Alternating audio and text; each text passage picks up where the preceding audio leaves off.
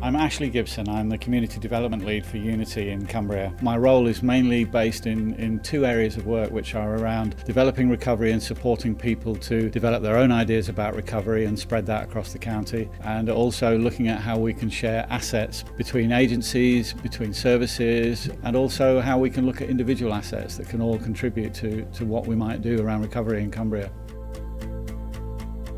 Unity decided that they would have a fund that could be used to support different groups around the county who wish to develop their own ideas around recovery. One of the most important things for us is to ensure that the input that we have in helping recovery groups to develop doesn't get in the way of the way that they wish to develop and the way that they wish to support people around them.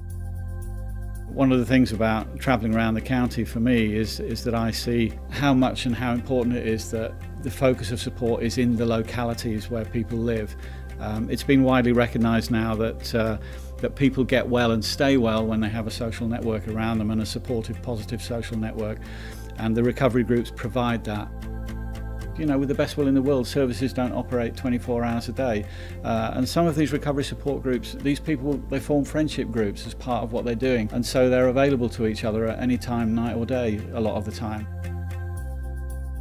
Another part of the work that I do is around asset-based community development. And it ties in very much with the recovery approach, because it's very much about looking at what assets all the different agencies and all the different people involved in Cumbria have and seeing how those can be shared. We all know that at the moment money is tight, and I think one of the things that does is it draws us closer in terms of how we look at ourselves as a community, and even smaller communities within a community, which is what recovery groups are all about. And if we're able to share assets like buildings, like people, if we can work within joint premises to do things that maybe we wouldn't have done together previously, then all those things, yes, they save money, but also they're real and they are about what happens within communities. One of the things we're doing to put our recovery approach into action is hosting a series of what we call conversation cafes around the county, the first one of which is in Barrow at the beginning of March. The idea behind it is to get people together that are involved in recovery and in support services, and just getting everybody together with a sort of hats-off approach, which is not about what roles people particularly have, but just putting us in a situation where in a fairly informal atmosphere we can talk about what the real issues are for recovery and come to some decisions about how we would all like to move forwards.